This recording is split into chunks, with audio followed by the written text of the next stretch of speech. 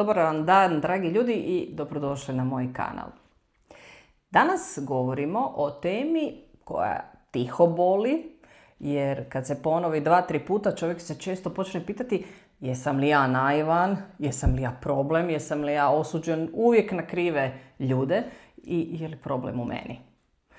Jeste li vi možda jedna od tih osoba koja se više puta pitala nakon nekih završenih odnosa u kojima na kraju je ispostavilo se da osoba nije iskrena ili prešućuje, ne drži se riječi, laže, iskorištava, manipulira, da vi na kraju ostanete sa ovim osjećajem u trbuhu kako ja to opet nisam vidio ili vidjela na vrijeme. I onda ti dođe da pušeš na sve, ali doslovno. Znate ono kako kažu, tko se opeče na mlijeko, poslije puša i na jogurt.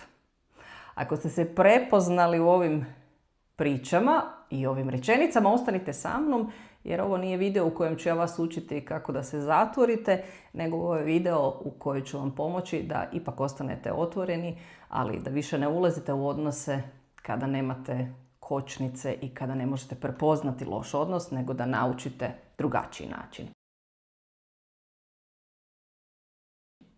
I odmah da kažem jednu stvar. To što se vama ponovilo ne znači da ste vi glup čovjek. Ne znači ni da ste slabi, ne znači ni da nemate intuicije. Najčešće samo znači ovo. Niste slušali znakove kada su bili još mali, a onda su postali veliki i opet ih niste slušali. I sad dolazimo do mog svetog pravila. I molim vas, ovo je rečenica koju možete doslovno spremiti i podijeliti s drugima. Moje sveto pravilo glasi: ako je neka rečenica zvučala čudno, ako je neka situacija bila čudna, ako nešto nije bilo u redu u slici, ako je neki postupak bio čudan ili vam je osjećaj bio čudan, onda je čudno. Nemojte zatvarati oči pred vašim osjećajem, to je znak. Točka. Znači, ne treba ti dokaz na sudu. Ja sam pravnica pa kažem ne treba. Ne treba ti ni 5 svjedoka ni vještak, ne treba ti ni prezentacija u PowerPointu. Trebaš samo biti pošten i imati kontakt sa sobom. Ako je čudno, čudno je. Ako je zvučalo loše, loše je. I sad odmah da dodam nešto važno, da se ne bismo krivo razumjeli. Čudno ne znači prekidam svaki kontakt zauvijek odmah. Čudno znači ajde malo ja stanem na kočnicu pa provjerim. Tu je ogromna razlika. Ne zatvaraš srce, samo daješ onaj dio koji sada možeš dati, a ne moraš dati sve odmah i na zlatnom pladnju. Ne radimo dramu, poštujemo informaciju, nećemo osuđivati osobu, hoćemo postupak ako treba, ali ćemo zaštititi sebe. I da spustimo još malo na praktičnu razinu, jer ja volim da ovo što pričamo možeš doslovno primijeniti već danas. Postoji jedan okvir koji mi je ostao u glavi i jako mi je koristan kad treba procijeniti odnose. Znači, moja priča je svakako intuicija, to znate. I to je moj nekakav unutarnji kompas i moj kontakt sa višim svjesnim razinama, s Bogom, sa energijom, svemirom, kako vi god želite. Dakle, intuicija. Odlučujem na temelju nje. Međutim, ako nekada nisam u dobrom stanju, ne znam, nešto me boli, previše mi je svega, umorna sam, a moram odmah odlučiti, onda se pitam, ako sad uložim u ovu osobu, ovaj odnos, u ovu situaciju, u slučaju da sve pođe po zlu, koliko će to nanijeti meni štete? Vi sad to slobodno prevedite na svoje odnose. Možda nije u pitanju posao, možda je tvoje mentalno zdravlje, možda mir, možda je rizik za tvoje samopouzdanje, možda ugrožava tvoje srce ili bilo šta drugo. Ja se obično u poslovnim odnosima volim pitati, ako u ovaj poslovni odnos uložim, na primjer, 100% sebe ili 10% sebe, kakva šteta će nastati za mene, da li će biti nepopravljiva ako dođe do najgoreg. Znači, prije nego što uđeš u neki odnos ili ideš dalje u nekom odnosu, možeš se pitati, ako i pogriješim, a šta realno gubim? Šta je najgore što se može dogoditi ako sam opet pogriješila? I koliko od toga si možeš priuštiti? Drugi dio tog okvira mi je jednako važan i on kaže, ako si ja ne mogu priuštiti da izgubim uloženo vrijeme, energiju, ljubav, otvorenost, empatiju, šta ja znam, posao, onda neću uopće ući u to. A ako si mogu priuštiti rizik, da ne propadnem, da ne nastane katastrofa, ući ću, ali do neke granice. I to je ključni dio za sve ljude koji su empati. Empati često ne ulažu 5 ili 25% sebe. Empati mi ulažemo 125% sebe. Dajemo od cijelog sebe, bez kočnica, bez mjerila, bez faze, bez bilo čega. Jer empatima je prirodno davati, prirodno im je vjerovati. Polaze uvijek od toga da su svi ljudi dobri, mjere od sebe druge ljude. I empatima je normalno da misle, pa ako ja mogu biti iskren, pošten, dobar, pa onda su svi valjda takvi, onda možeš i ti biti takav. Važno je nešto naglasiti, empati su ljudi koji su krasni, koji obogate svaki odnos, donose toplinu, pažnju, razumijevanje, podršku i lojalnost, donose otvoreno srce na pladnju, donose ljubav, ali donose i ono, ja te vidim. Ja te vidim i ja te osjećam čak i kad te ne vidim. Čak i kad nismo u kontaktu, znam kad ti nije dobro, znam kad ti je dobro, znam kad trebaš nešto, znam kad me dozivaš. Ljudi koji su pored empata često su blagoslovljeni, procvatu doslovno. Jer empati su osobe koje smire prostor, podižu energiju, daju oslonac. Empati čuju i ono neizgovoreno. I zato empati često imaju osjećaj da su rođeni za neke odnose, za neko povezivanje, za neku brigu, pažnju. Ali tu postoji i druga strana. Nisu svi ljudi empati. I kada vi empati uđete širom otvorenog srca u nekakav odnos ili situaciju ili posao, bez kočnica, bez standarda, postajete idealna meta za osobe koje nisu tako stvorene i koje ne cijene to što vi donosite. Ili još gore, za osobu koja vas je točno naciljala sa svrhom da vas iskoristi. I tada se dogodi ono najteže. Ljudi koji su širom otvorenog srca, kako najjače daju, tako i najjače primaju. U ovom slučaju udarce. Ali neće im sad ovo udariti na ego, nego direktno u to otvoreno širom srce. Udari u povjerenje, udari onaj dio nas, ja sam ti dao ili dala najbolje, a nismo možda to primili ni u 1%. I zato ja volim reći nešto što je jednostavno, ali mijenja sve. Otvoreno srce nije problem. Veliko srce nije problem. Problem je otvoriti srce bez ikakvih kriterija, granica i standarda. Empatija bez granica, jasnih i zdravih, vam je samo sabotaža. Tu se mnogi ljudi uplaše jer misle, ako ja sad postavim granice, ja sam loša, hladna osoba. Ne. Granica ne znači hladnoću. Granica je mentalna, emocionalna, fizička higijena. Granica samo znači ja sam dobar čovjek, ali nisam ničija utičnica na koju će se neko beskrajno i bez granica napajati i crpiti me. Evo, to je slika koju će empati odmah razumjeti. Empati su često kao utičnica, gdje neki ljudi ili svi ljudi dođu, uključi se, ušteka se, napuni se i ode. A empati ostanu ponekad prazni, ponekad nemaju gdje se napuniti, a pune se najčešće iznutra, jer oni mogu stvoriti energiju. I onda se pitate zašto uvijek se ja osjećam iscrpljeno nakon nekih odnosa. Zato što ste bili punjači, a ne partneri u odnosu. Ili niste bili prijatelji, nego servis za čišćenje tuđih emocionalnih problema. Postoji jedan obrazac, zapamtite sada to, u komunikaciji koji je problem kada postane glavna uloga u komunikaciji. Tu je granica higijena. Na primjer, kada se u odnosu sve vrti oko problema, nečijeg, oko drame, spašavanja, oporavka, objašnjenja, opravdanja, kad ti stalno tu gasiš požar iz dana u dan, a osoba stvarno potpaljuje vatru iz dana u dan i stvara novi dim. Tu granica nije luksus, tu je granica osnova. Dakle, to je standard. Da se nadovežem na divno učenje Tonija Robbinsa. koji je nekima grubo, ali je istinito, a istina nekad boli, jel tako? Kad ga je jedna osoba pitala zašto me moj dečko tretira ovako loše? Što sam mu ja napravila da se ovako loše odnosi prema meni? Njegov odgovor je bio zato što imaš niske standarde. Ova rečenica razbija. Ali da razjasnim, to ne znači da si ti kriv što te neko iskorištava, ne daj Bože. Nisi ti kriv za tuđe ponašanje, niti si odgovoran za tuđe ponašanje. Ali si odgovoran za svoja vrata. Za to koliko brzo pustiš nekoga unutra, koliko brzo očistiš ispred svojih vrata.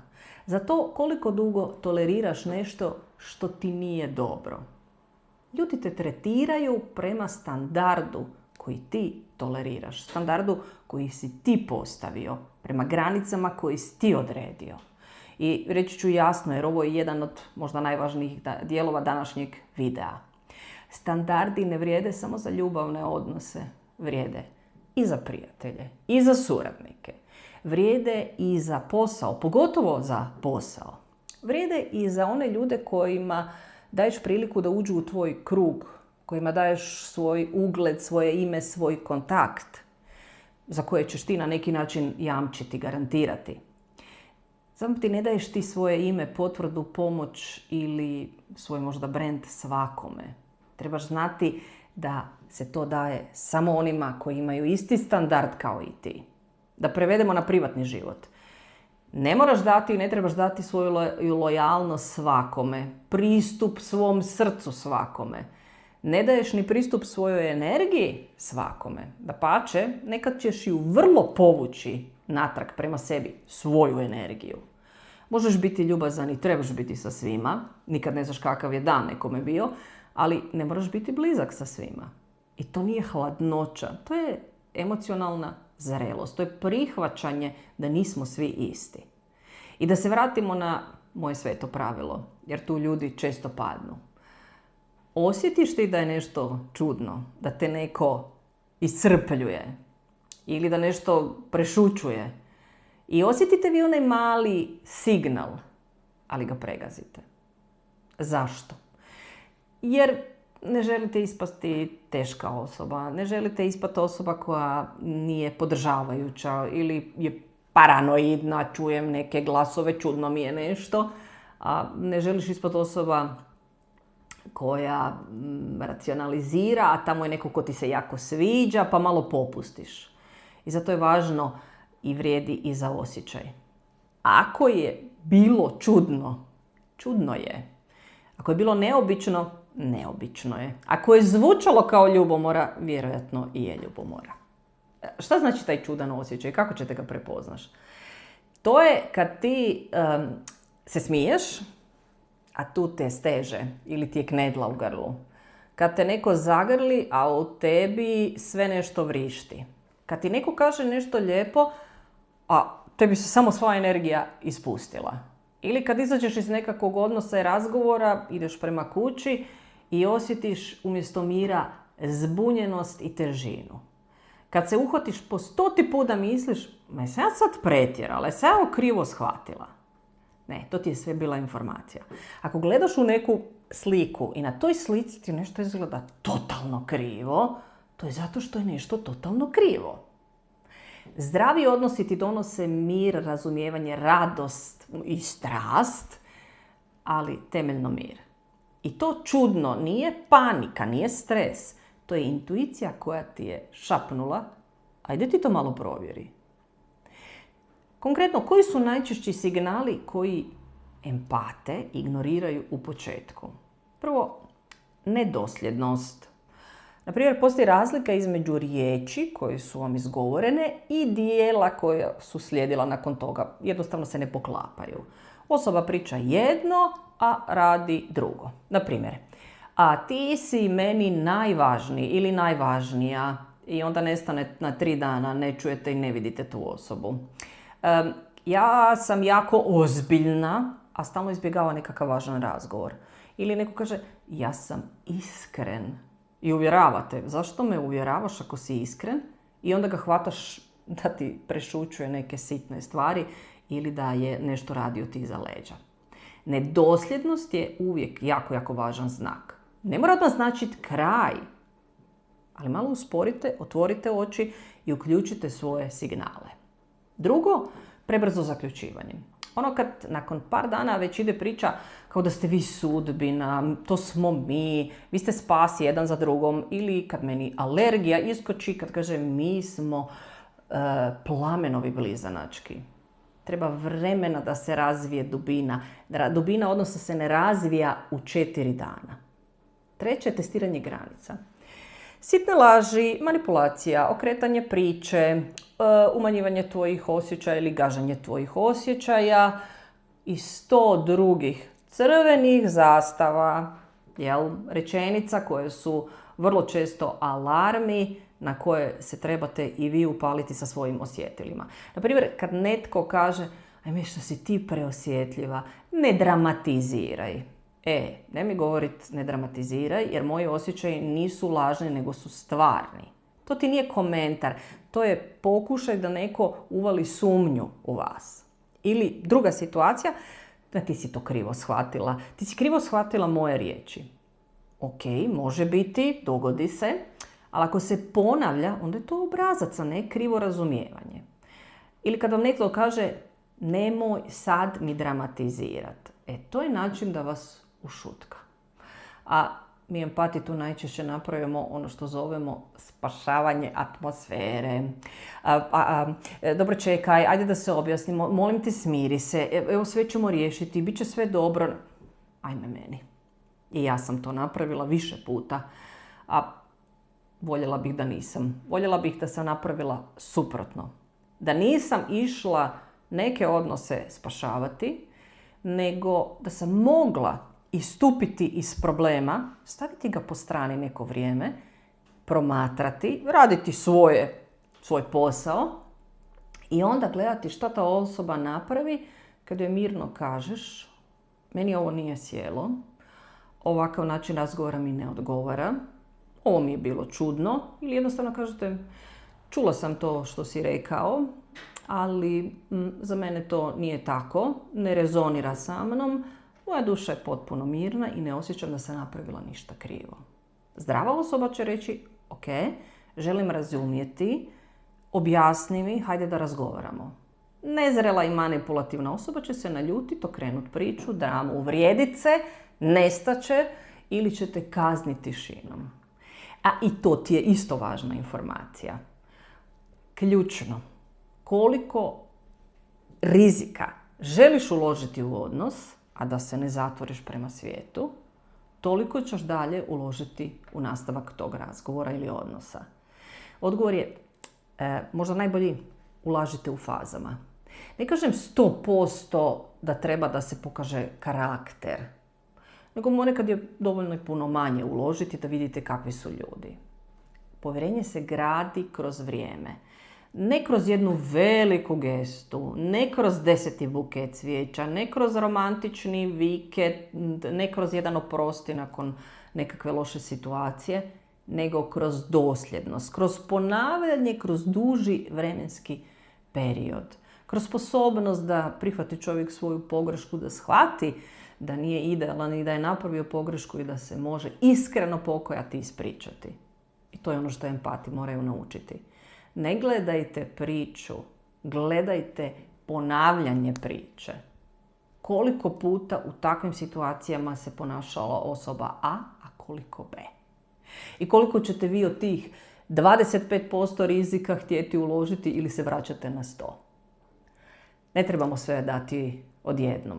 Ne trebate uvijek biti dostupni od 0 do 24 emocionalno, energetski, fizički, kako god hoćete.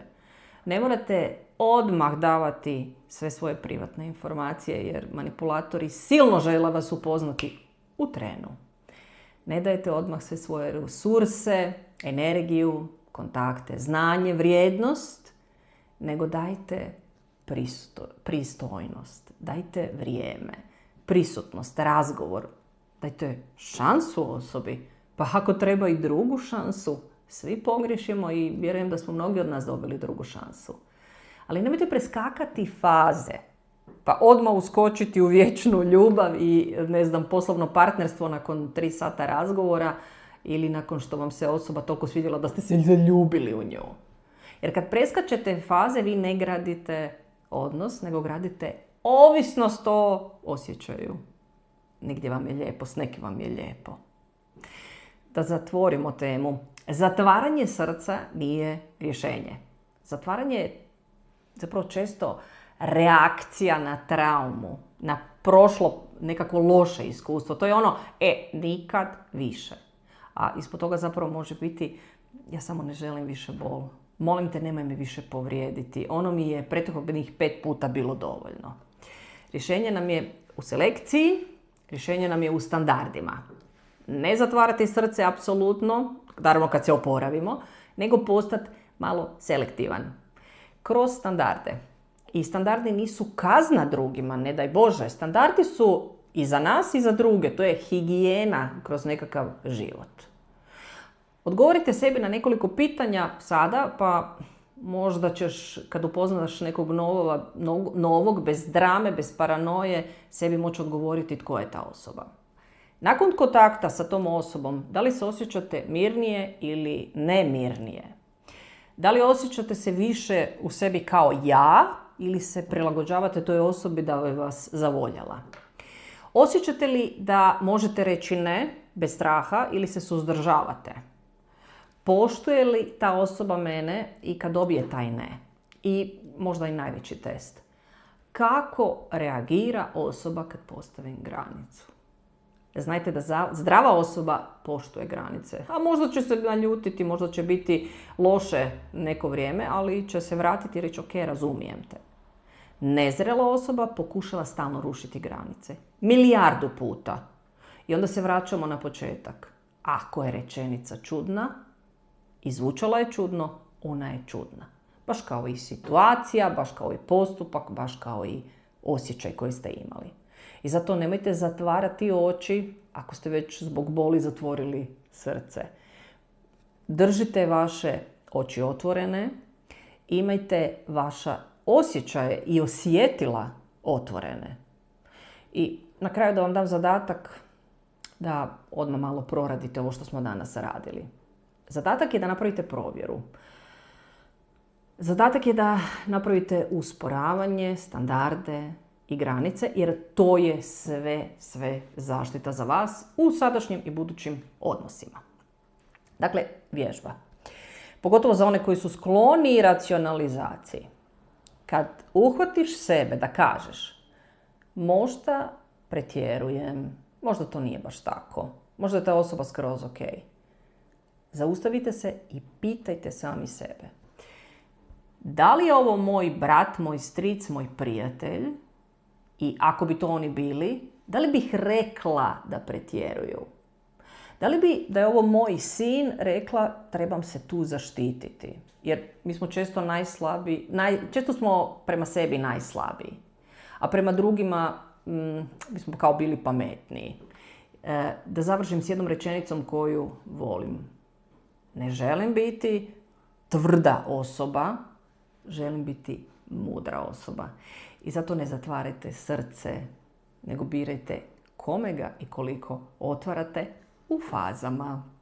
Ako vam je ovaj bio video koristan, spremite ga, pošaljite nekom tko stalno ulazi u odnose bez kočnica i nakon takvih odnosa nastrada, a vi mi napišite u komentaru koja je rečenica koju ste nekad čuli bila najčudnija i stvarno vam je ovdje zazvonilo kao čudno je i nešto tu ne štima, a vi ste ju ignorirali. I koji to možda bio osjećaj koji ste imali u tijelu, a vi ste ga pregazili. Kliknite subscribe na mom kanalu Kvanatum Sanom i još videa iz Unutarnjeg kompasa stiže uskoro. Vidimo se.